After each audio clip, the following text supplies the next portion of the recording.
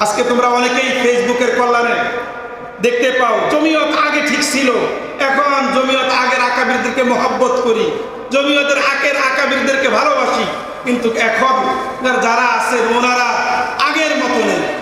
তোমাদের এই বর্তমান তোমরা যেভাবে এই কথাটা শোনো, আমরা যখন আমাদের আগের আকাবির হযরত শাইখ কৌড়িয়া রহমতুল্লাহি আলাইহি, হযরত মহিউদ্দিন খান সাহেব রহমতুল্লাহি আলাইহি, হযরত শামসুদ্দিন কাসিমি রহমতুল্লাহি আলাইহি, হযরত তাফাজ্জুল হক হবিগঞ্জি রহমতুল্লাহি আলাইহি, হযরত মুফতি ওয়াক্কাস সাহেব রহমতুল্লাহি আলাইহি, আমাদের হযরত আল্লামা নূর হোসেন কাসিমি রহমতুল্লাহি আলাইহির যুগে তৎকালীন যারা ছিল তারাও এই সস্তা এই পচা এই কথাটাও বলছে।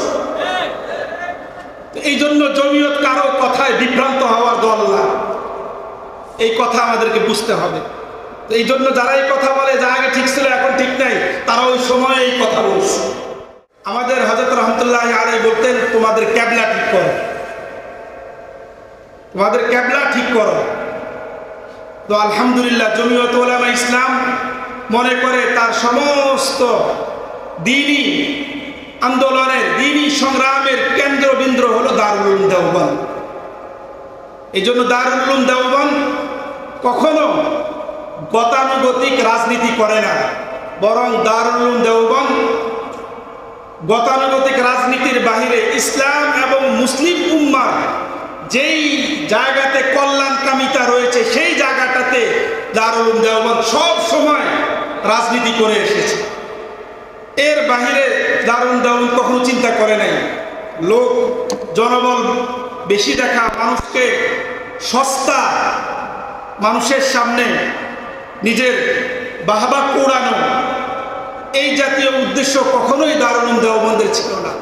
আলহামদুলিল্লাহ জমিয়ত উলামা ইসলামের আকাবির ও আসলাফ হযরত শেখুল হিন্দ রহমতুল্লাহি আলাইহি থেকে শুরু করে নিয়ে আমাদের বর্তমান সদর জমিয়ত আল্লামা মুহাম্মদুল্লাহ ফারুক এবং আল্লামা মুহাম্মদুল ইসলাম আফিন্দি দামাত বারাকাতুহুম সহ আমাদের আকাবির স্রোতের বিপরীতে নয়, ইসলাম এবং মুসলিম উম্মাহ যেই জায়গাটায় তাদের রাজনৈতিকভাবে সিদ্ধান্ত গ্রহণ করা দরকার সেই জায়গার মধ্যে আছে বলে আমরা মনে করি। আজকে তোমরা অনেকেই ফেসবুকের কল্যাণে দেখতে পাও জমিয়ত আগে ঠিক ছিল, এখন জমিয়ত আগের আকাবিরদেরকে মহব্বত করি, জমিয়তের আগের আকাবিরদেরকে ভালোবাসি, কিন্তু এখন যারা আছে ওনারা আগের মতো নেই। তোমাদের এই বর্তমান তোমরা যেভাবে এই কথাটা শোনো, আমরা যখন আমাদের আগের আকাবির হযরত শাইখ কৌড়িয়া রহমতুল্লাহি আলাইহি, হযরত মহিউদ্দিন খান সাহেব রহমতুল্লাহি আলাইহি, হযরত শামসুদ্দিন কাসিমি রহমতুল্লাহি আলাইহি, হযরত তাফাজ্জুল হক হবিগঞ্জি রহমতুল্লাহি আলাইহি, হযরত মুফতি ওয়াক্কাস সাহেব রহমতুল্লাহি আলাইহি, আমাদের হযরত আল্লামা নূর হোসেন কাসিমি রহমতুল্লাহি আলাইহির যুগে তৎকালীন যারা ছিল তারাও এই সস্তা এই পচা এই কথাটাও বলছে। এই জন্য জমিয়ত কারো কথায় বিভ্রান্ত হওয়ার দল না, এই কথা আমাদেরকে বুঝতে হবে। এই জন্য যারা এই কথা বলে যা আগে ঠিক ছিল এখন ঠিক নাই, তারা ওই সময় এই কথা বলছে। এই জন্য আমাদের তালেবুল ইলমদের এক মেজাজ, যে বড় আওয়াজ দিতে পারলে, বড়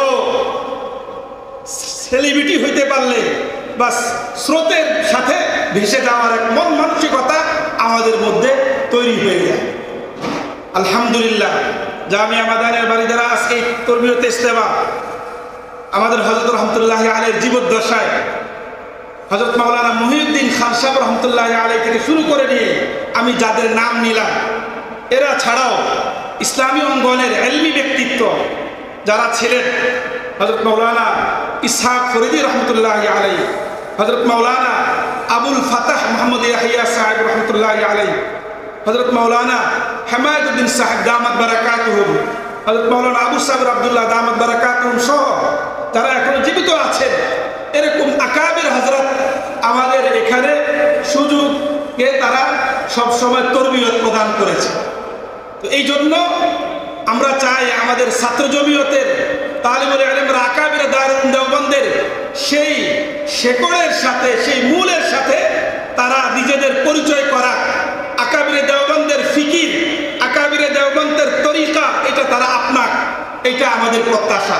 এই জন্যই মূলত আমাদের এই ধরনের তরবিয়তে ইজতেমার ইন্তজাম করা। এটা হলো 1 নম্বর কথা। 2 নম্বর কথা, আমাদের বর্তমান সময়ে সমাজে খুব এই কথাটা ভাইরাল, কি যে ভাই আমরা বিশেষভাবে 5 আগস্টের পরে কি যে আমরা বাংলাদেশে খেলাফত ব্যবস্থা দেখতে চাই। কথা বলো, আমরা বাংলাদেশে ইসলামী শরিয়া আইন চাই, আমরা বাংলাদেশে কোরআন সুন্নাহর আলোকে আমরা চলতে চাই, বাংলাদেশটাকে আমরা কোরআন সুন্নাহ অনুযায়ী আমরা বর্তমান বিশ্বের অন্যতম রাষ্ট্র আফগানিস্তানের মতো আমরা দেখতে চাই। এ ধরনের আওয়াজ, এ ধরনের কথা আমাদের ছাত্র ভাইদেরকে না, আমাদেরকেও আলহামদুলিল্লাহ এটা মুগ্ধ করে, এটা আমাদের কাছে ভালো লাগে। কিন্তু এই বাস্তবতার পাশাপাশি যে আমরা যারা এটা চাচ্ছি, দেশের নাগরিক শুধু আমরাই না, আমাদের বাহিরেও ভিন্ন আরো নাগরিক আছে। আমাকে আপনাকে এই বাস্তবতা বুঝতে হবে যে আমরা যেমন এটা চাই, কেন? কারণ আমি দ্বীনি মাদ্রাসায়, দ্বীনি এদারার মধ্যে দীর্ঘ 10 বছর 15 বছর পড়ার পরে আমার ওস্তাদদের সোহবত, কোরআন সুন্নাহ আমার সামনে থাকার পরে আমার মধ্যে এ ধরনের একটা মেজাজ, এ ধরনের একটা স্বভাব আমার মধ্যে গড়ে উঠেছে। কিন্তু আমাদের বাহিরে যেই পার্সেন্ট আছেন যারা কোনোদিন আমাদের মতো এরকম বিস্তাফসিল বিস্তারিতভাবে কোরআন সুন্নাহ পড়েন নাই, তাদের মধ্যে বিপরীত মেজাজ তৈরি হয়ে আছে। তো এই বিপরীতমুখী যারা আছেন তাদের জন্য আমার আপনার কর্মপন্থা কি? আমার আপনার তাদেরকে শরিয়া আইন খেলাফতের ব্যবস্থার পক্ষে তাদের জন্য আমার আপনার করণীয় কি? যে আমি শুধু বক্তৃতায় আর বিবৃতির মধ্যেই সীমাবদ্ধ থাকলাম, কিন্তু বাস্তবতার আলোকে আমার এর জন্য কোনো কর্মপন্থা নাই, তাদের জন্য কোনো রূপরেখা নাই, তাহলে এটা ফাঁকা বুলি ছাড়া আর কিছুই হবে না, উম্মতকে ধোঁকা দেওয়া ছাড়া আর কিছুই হবে না। যতদিন আমরা খেলাফতের আওয়াজ দিব, যতদিন আমরা ইসলামী রাষ্ট্র ব্যবস্থা দেখার স্বপ্ন দেখব, পাশাপাশি আমাকে আপনাকে সিদ্ধান্ত নিতে হবে, আমাকে আপনাকে আগামী দিনের কর্মপন্থা নির্ধারণ করতে হবে।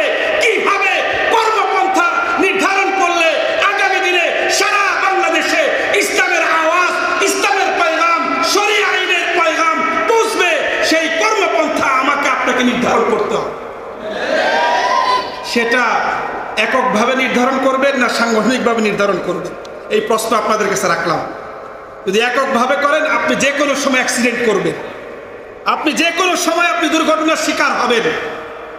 আর যদি সাংগঠনিকভাবে নেন আকাবিরে দারুল দেওবন্দের ফিকির এবং নাহাজের মাধ্যমে, তাহলে আমি আপনাকে আহ্বান জানাচ্ছি, আসুন ছাত্র জমিয়ত বাংলাদেশের ছায়াতলে আপনি আসুন। এটা আমার 2 নম্বর কথা।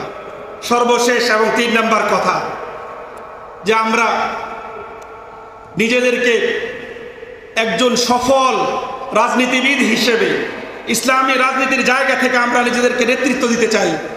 যদি এটা আমরা চেয়ে থাকি, তাহলে আমাকে আপনাকে বর্তমান সময়ে নিজেকে ভবিষ্যতের জন্য তৈরি করতে হবে। কথা বলে ঠিক। এই জন্যই ছাত্র জমিয়ত বাংলাদেশের স্লোগানই হচ্ছে ব্যক্তি গঠন, ইসলামী শিক্ষা ও সমাজ ব্যবস্থার প্রতিষ্ঠার জেহাদে এগিয়ে আসুন। সেজন্য আসুন আমরা আকাবিরে দারুল দেওবন্দের এই প্ল্যাটফর্ম জমিয়তে উলামা ইসলাম, এই জমিয়তে উলামা ইসলামের ছাত্র সংগঠন ছাত্র জমিয়ত বাংলাদেশের হাতকে আমরা শক্তিশালী করি, আকাবিরে দারুল দেওবন্দের সাথে আমরা পরিচিত হই এবং আগামী দিনের যে কোনো বাতিল বিরোধী অপশক্তির বিরুদ্ধে আমরা ইনশাআল্লাহ মাঠে ময়দানে দুর্বার গতিতে ইনশাআল্লাহ আমরা নেতৃত্ব প্রদান করব। এই উদাত্ত আহ্বান জানিয়ে বাস আমি আমার সংক্ষিপ্ত বক্তব্য এখানেই শেষ করছি। নাসরুম মিনাল্লাহি ওয়া ফাতহুন করিব ওয়া বাশশিরিল মুমিনিন।